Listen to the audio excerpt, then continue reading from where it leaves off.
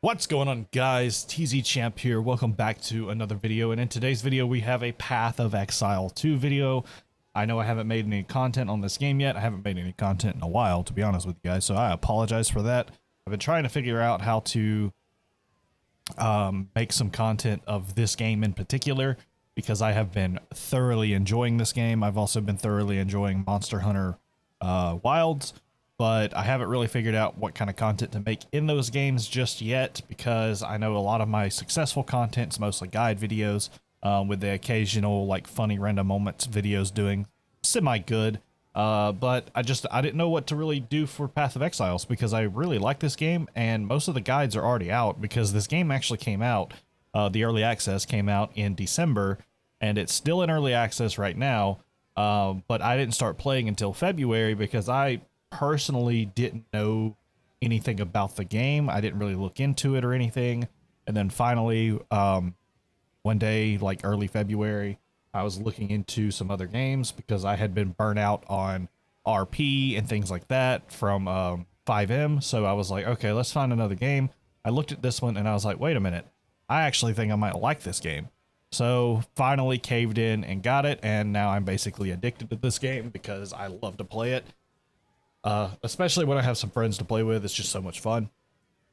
And then when Monster Hunter came out, I've kind of switched over to there now, so kind of in the same boat over there. So what I want to do today for today's video, if you couldn't tell by the title and the thumbnail, we're going to be doing a tier list for the classes that are in Path of Exile 2. Okay? So, I have played a little bit on each of these classes, and I'm sure some people have already made this video before, but I want to go into a little bit more detail in terms of why I'm ranking them the way I'm ranking them. And if you guys would love to see a video of me breaking it down even further, maybe a class by class breakdown and an ascendancy by ascendancy breakdown, I may consider doing that in the future as well. So just let me know if that's something you would like to do in the comment section down below. Now, let's just go ahead and jump right into this. From left to right, we have the Sorceress. So the Sorceress, the elements are mine to control. I know why lightning strikes, why fire burns, and why cold freezes. They do so because I command it. The vengeance of the Maraketh will find those who have transgressed, no matter where they run. So the Sorceress is all about elemental control. She has fire spells, cold spells, and lightning spells. And currently, she has probably some of the best wave clearing you can get with her lightning builds, and some of her frost builds are pretty good as well. And she does have some pretty good fire builds that do the same thing. However, I think she really shines with her spark build. And you will see tons of build guides on Spark all the time. But what I'm going to tell you that a lot of these build guides do not tell you, it is incredibly expensive to invest in Sorceress to really make her good. You can make her semi-decent, but if you want to make her great and see all this damage output that all these people put out in their videos that they post on YouTube Shorts and YouTube, it costs a ton, and I mean a ton, of currency to invest to get exactly what you need. And I mean, like, to get the best quality so that you can have survivability, and even with survivability, you can still get one shot by half the stuff that you come across. It's very, very, very risky and a very, very expensive build. And because of the expense versus outcome, I am going to be rating the Sorceress class as an A tier class, not S tier, simply because, as I've said, that expensive side to make the build kind of worth it is a lot harder to come across, because you got to do a lot of farming to get there. I actually got my Sorceress all the way up to level 88 and then got stuck because I wasn't able to map efficiently because I didn't have the survivability that I needed to map. And because of that, I couldn't really get the currency to improve my build at all. So I just went ahead and made another character, so that way I could use it for farming currency to then use that to buy the stuff that I needed for my Sorceress, if that tells you anything about how like expensive it can get. So next up, we're going to be using the warrior. So the warrior, I wanted very little for myself, a forge, a bed. They took that all away. Jeez. When they burn down my home, give me one good hammer and they will find that there is nothing more dangerous than a man of peace roused by war, or roused to war. Has heavy slams, stuns and knockback, and defenses. So the warrior has currently went from probably the least used class in all of Path of Exile 2 to becoming probably one of the top used classes. More specifically for speed running, however, because the warrior has a couple of abilities that you can get semi early on, which is the leap slam, I think is one of them, and then the shield charge. And both of those are used quite often for speed running because it's just the best that you could do. And so keeping that in mind, you have to realize that that's a very niche category. So if you're not speedrunning with the warrior, where does the warrior excel? Well, the warrior still does have some pretty decent damage output for bossing and is very, very tanky, which allows it to have great survivability on top of that. However, the ramp up for that damage is semi-slow, so you're not going to be doing crazy wave clearing warrior, and you're not going to be doing a bunch of crazy DPS with the warrior right away. You're going to have some pretty solid damage, but it's not going to be like killing a boss in 2 seconds potential, right? So I'm going to put the warrior, and now this also could be because I don't have as much experience on the warrior. I have played the warrior probably technically the least out of all of these classes, so maybe there's something I'm missing on that. But I'm putting the warrior at B class. I'm not going to put the warrior at A class just because of the speedrunning tech. I think it belongs in B class because I do feel like it has like a lot of potential. It's just a slow ramp up to get there. And I don't want anybody to be like discouraged or anything about that. Just because I put it at B class does not mean the class itself is bad. That's another thing I want to highlight for everybody. Just because I place a class at a certain tier does not make it initially just like way better, because there are some very niche builds that you can do with each of these classes that make them pretty much better than every other class. If the other classes only have like, you know, minor builds. But I do know with the warrior specifically, one of the best things that you could do for the warrior is you could dual wield. But if you can manage to get a dual wield with +6 to each level, which is very expensive if you're doing it through the trading market, you can have some pretty powerful attacks. However, it's at the cost of a lot of, you know, currency. So it's a lot weird. And then right now where armor is, the warrior, I believe, is supposed to use mostly armor. And currently armor's in a bad spot in the game, which is another reason why I'm placing the warrior at B tier, because it relies a little bit too much on armor. And you can switch your build over to use evasion or energy shield, which is what a lot of people have been doing recently. But because of where the warrior skill tree is, it kind of just doesn't work for the warrior, because the skill trees rely like path you through armor nodes and not any of those other nodes. So because of that, warrior's got to go on B tier for now. This could definitely change in future releases. And next we're going to go to the ranger. So your ranger is your first like ranged weapon class, pretty much, along with the mercenary. So all I need is a single well-placed arrow. I'm fleet of foot, and I have the eyes of a hawk, but a bow in my hands, and they'll die trying to catch me. So the ranger's got long range, agility, and crowd control abilities. So I have played the ranger for quite a bit. I actually started up a ranger, was playing through on it, and then deleted it to make another one because another friend of mine decided to play the game for the first time. So me and our other friend decided to all make new characters.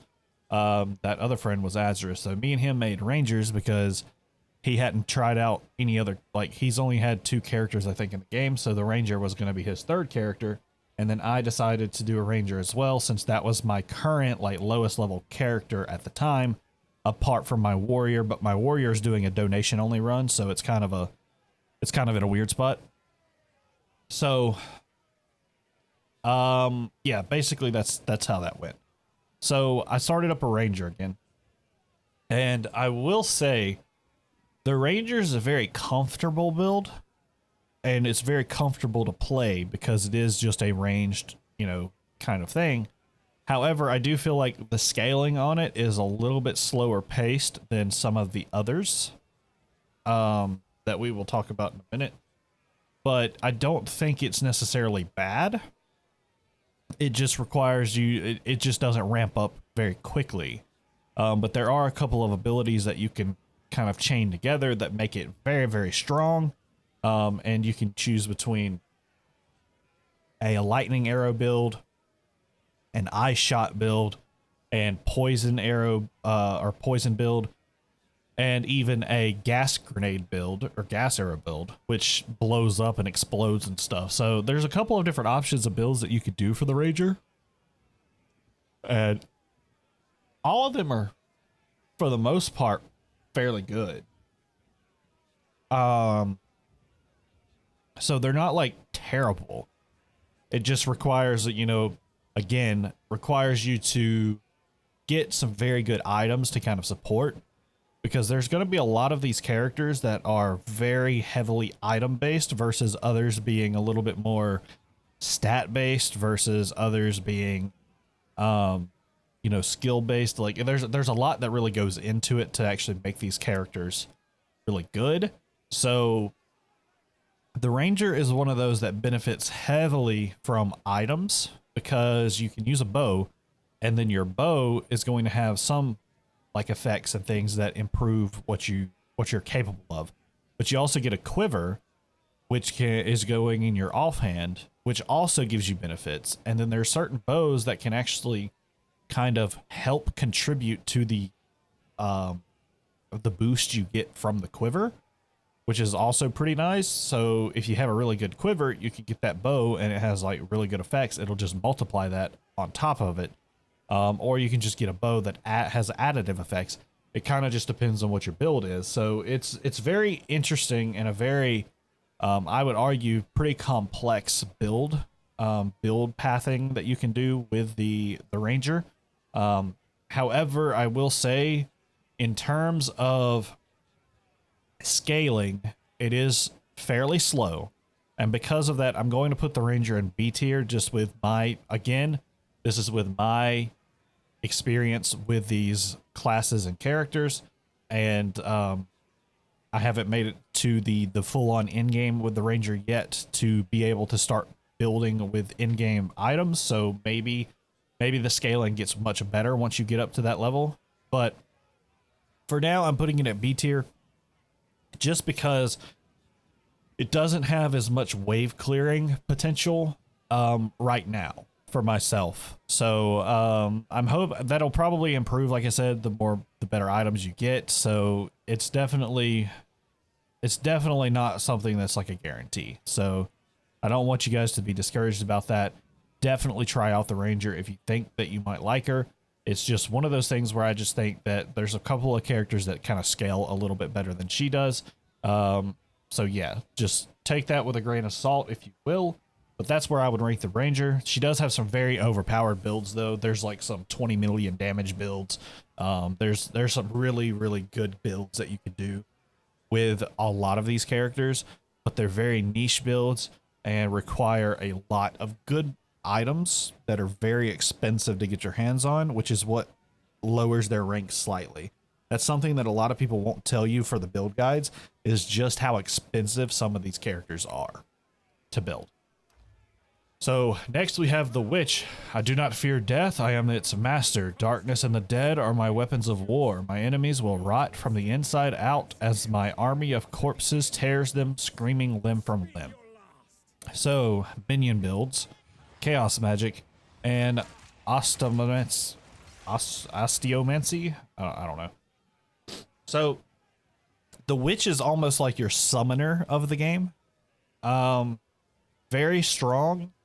build for survivability, especially if you go the Infernalist Ascendancy, and that is probably one of the most popular ascendancies you can do for the Witch is the Infernalist. The other option is Blood Magic, but it makes your spells start costing your HP instead of your mana, and it's kind of like risk and reward based. I don't necessarily know if it's high risk or high reward because I haven't tried it. But I have seen my brother who he didn't use the Blood Mage Ascendancy on a Witch, but you just have to know my brother. He took a different character and put blood magic on it, which made all of his skills start costing HP instead of mana, and he almost got himself killed multiple times over. So definitely something that you should watch out for. I don't know exactly what the Ascendancy of Blood Mage does. Maybe it kind of counteracts that. But Infernalist is what most people go because you can get this Hellhound, and the Hellhound you can put on some support gems that makes it tankier, and the Hellhound will actually tank 20% of the damage that's supposed to be dealt to you. So if you were to take like 100 damage, well, 20 of that damage will go to the Hellhound instead of you. But overall, the minion build is by far the strongest build that you could do with the Witch. Very good for bossing once you get certain builds, and fairly decent for wave clear as well, again, once you get certain builds. However, just like the Sorceress, the builds to get really, really good and really, really fast wave clearing potential requires a lot of currency and is very expensive, especially with the Witch, because she relies almost entirely on Spirit, which is another stat in the game that you have to get, or another resource, I guess you could call it, similar to mana and HP. And you only get, if you kill all of the side bosses that give you Spirit in the normal campaign as well as the Cruel campaign, you will only end up with about 100 Spirit maximum. So all of your gear that you can put on your character, you're going to want for Spirit gear, and that high Spirit gear is going to cost you a lot of currency to get, which is part of the problem. But overall, the Witch build is very, very powerful, very, very good for survivability. A lot of the top players in the hardcore mode that survived have used a lot of the Infernalist Witch builds. So I would rate the Witch at A tier just for that reason alone of how good the survivability is, but she also has really good DPSing and wave clear potential once you get those abilities up there. And in terms of scaling, I do believe she scales a little bit better than the Ranger as well as the Warrior, which is why I would put her above them in terms of tier list. So next we have the Mercenary. So the Mercenary, you've got weapons. I'll wield it. Just tell me where to point it. I've seen the highs and horrors of war. Jeez. And I'll do whatever it takes to survive. If you've got coin, I am your man. Ammunition, eternal, and good lord, I can't speak. Elemental rounds and versatile range. So this is an interesting concept here. This is going to be very, very strange. So the Mercenary is a crossbow user, so it's the other ranged weapon user in the game currently. However, it doesn't really shine with that weapon. Ironically, and I will talk about this in just a second, it shines with a different build altogether, and a lot of you might know what I'm talking about, and some of you might not. But the Mercenary is a very good all-arounder. It has very decent survivability, very good damage, and has some pretty good abilities that you can put on your crossbow, like skills and stuff, with ammunition that lets you fire rapid shots. You can fire poison, and the poison will break armor. There's different things like that that you could do to increase your damage, and your survivability is going to be very solid along the way. So I do think the Mercenary is probably one of the best classes in the game, in terms of just being so balanced overall. the scaling on it is pretty good as well, so you'll scale damage pretty quickly. And because of that, I think the Mercenary is a much higher rank. But we're gonna skip on the ranking for Mercenary and talk about the Monk real quick, and then we'll come back to the Mercenary. So the Monk, my life has been naught but discipline and focus, preparing me for this. I fight for the benevolent dreamer, free my hands, and those who seek chaos will fall before me. Quick strikes, mobility, and combos. So that is the Monk specialty. Now, the Monk is probably one of the other most chosen classes I've seen in a while. Everybody uses Monk. Most of them go as the Invoker Ascendancy as well. I don't know exactly what the Ascendancy does for the Monk because I actually have not played a Monk character yet. I haven't made one yet. And I'll explain why here in a second. But in terms of everything the Monk is capable of, just based off of scaling and speed of clearing, as well as just outright DPS and survivability, the Monk is S tier. The Monk is an S tier class in this game because of like all of that combined together in one class. But what makes the Monk so special as well is that a lot of these other classes actually can take advantage of the Monk's abilities. So there are some spirit abilities that you can get in this game. Once you get to a certain level, you will use some of your spirit in order to unlock a spirit skill. And each class has their own spirit skills. And the Ranger and the Monk kind of share some spirit skills together a little bit. I'm not sure if the Mercenary shares it as well, but I know the Ranger has one of them at least. But the Monk has these two skills called Heralds. There's a Herald of Thunder or Lightning and a Herald of Ice or Cold or whatever. And both of them essentially trigger after you freeze an enemy or shock an enemy and kill them.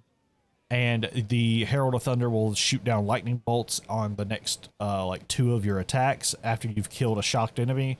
And the Ice Herald will do like this big explosion of ice every time you've killed a frozen enemy or, you know, whatnot. What makes it so ridiculous is that it allows you to wave clear so much stuff like within an instant. You could even do one single strike or attack and you could clear out an entire like section of a map. It is kind of ridiculous. And the Monk has that by default essentially in their skill trees and or in their skill gem tab. But of course, like I said, other characters can take advantage of it. I know for a fact the Warrior can, the Ranger can, and the Mercenary can. I'm not sure about the Sorceress and the Witch. I would assume they can, but I could be wrong. I don't know if it has to be a martial weapon in order for them to be applied or not. But the Heralds are probably the strongest ability in the entire game. The Ice Herald and the Thunder Herald. They are definitely the most powerful skill you can get in the game in terms of usability, viability, wave clearing, and so on. Like, it's just so good, right? Now, combine that with the fast attack speeds and mobility of the Monk, and you have a super clean and fast wave clearing potential. And one of the other skills the Monk can get is the Tempest Bell, which you can then get multiplied damage based off of elemental damage, which then stacks on top of each other. You get some super high DPS, especially when you have high attack speed. And there are a couple of items specifically that can make your build better. And one of those items is a specific quarterstaff called Pillar of the Cage God, which gives you increased attack speed, area of effect, and damage based off of how much strength you have, intelligence, and dexterity, and so on. And you basically just stack up as much attributes as you can to get that boost from that quarterstaff, which makes it like ridiculous. You can literally just fly across the map. It seems like you can go so fast and just killing everything in your path along the way. It's super fun and absolutely insane, which is why I give the Monk S class or S tier.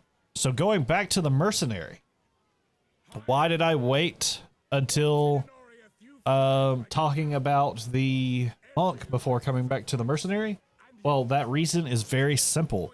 That is because that attribute stacking build that the monk has that is so powerful is even stronger with the mercenary.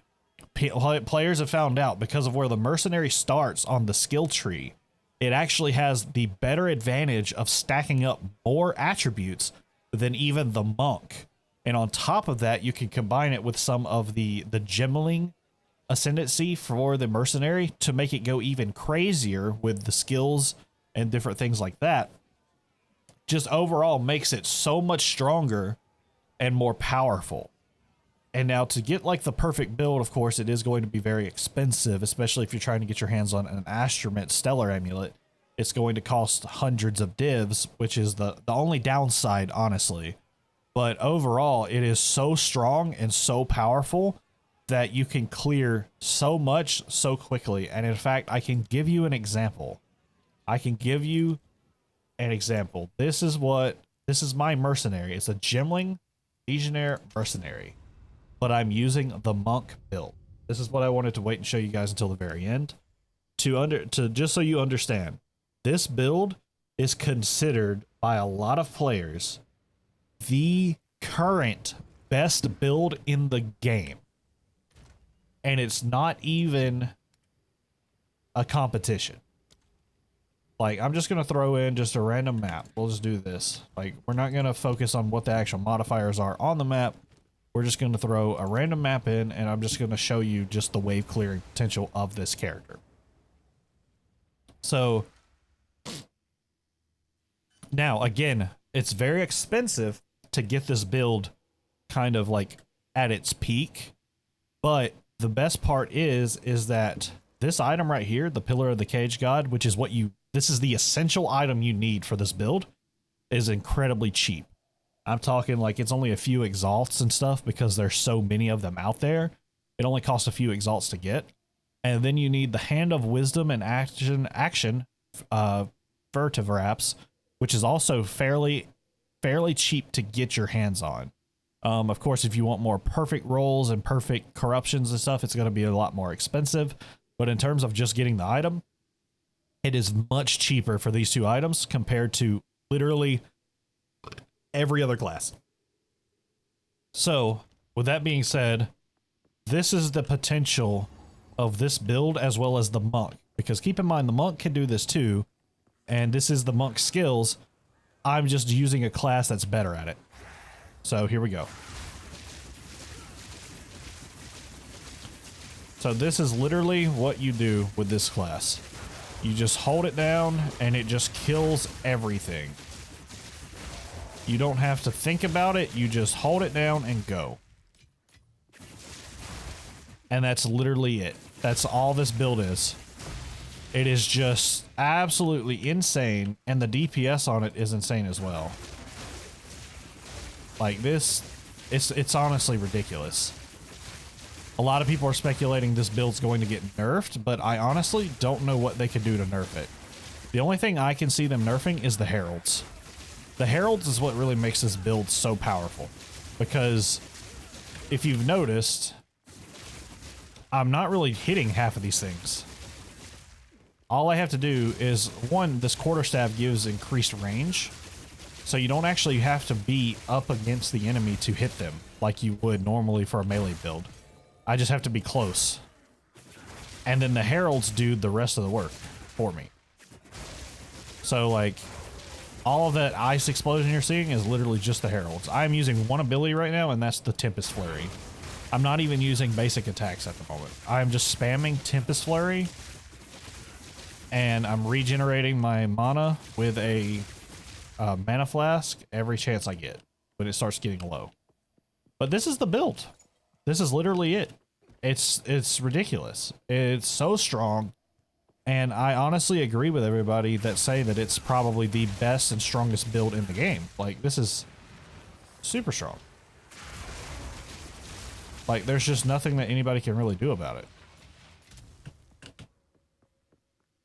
And survivability, like my survivability is actually very, very low. You can see that right there. So I can actually get one-shotted by a lot of things in this game. But that's just because I haven't had a chance to really get the more in-game items. Because again, this is a very expensive build to get like perfect. If you want the perfect build, you're spending hundreds upon hundreds of divs. I have already spent a lot of divs on this build to get where I'm at, and I'm still not even close to being like perfect. So there's definitely a lot of a lot more improvement that can be made to this, but I mean, for the most part, this is insane, right?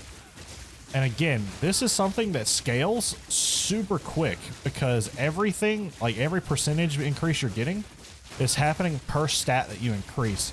So if you get an item that just happens to have like 20 intelligence on it, but you've just upped your damage by so much you don't even understand.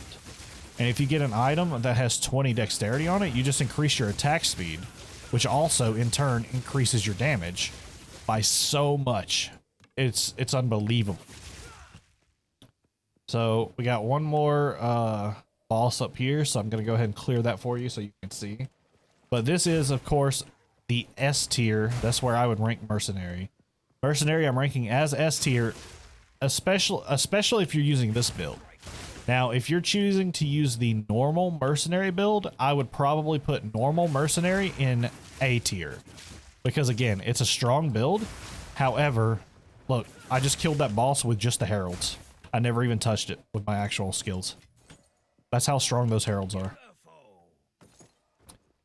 But I would definitely argue that the Mercenary with the monk build and the attribute stacker build is what it's called, is S tier, while the normal Mercenary build is probably A tier, which leaves the monk, because it's the monk's built-in build, at S tier just because of how powerful that build is altogether. But I hope you guys agree. If you did, be sure to let me know in the comments below, and if you didn't, let me know in the comment section below. If there's some more detailed stuff you would like me to go over, like detailed breakdowns of some of the builds and things like that, let me know. I'll even do a detailed breakdown of this particular build as well. And yeah, so you guys just let me know what you think of the builds, and let me know what you think of the guide itself. And yeah, if you did enjoy, be sure to leave a like, comment, subscribe, all that good stuff. And come back for some more future videos. I do plan on making a lot more, especially when the new classes come out. I do want to attempt to make my own like build myself to maybe be able to do something really, really cool. I know a lot of people who have played Path of Exile 1 have more experience in this than I do, so that's why I have to go based off of other people's builds, unfortunately. But I can show you this as well for anybody who's curious as to why the Mercenary is better at stacking attributes than the monk. Well, the monk, I believe, starts right here. I think this is the monk skill tree, is right here. I think so. This looks like it. So I think this is where the monk starts on the skill tree. So they usually come up here, and then I think they grab these intelligent nodes because it adds intelligence. And then I think they come down here and grab the dexterity because it adds dexterity. And then this is their quarterstaff skill tree area, so they grab the quarterstaff. So then, why is the Mercenary better? Well, the Mercenary is better because, as you can see, with all these levels, I'm able to grab all of these nodes that you need for the monk build.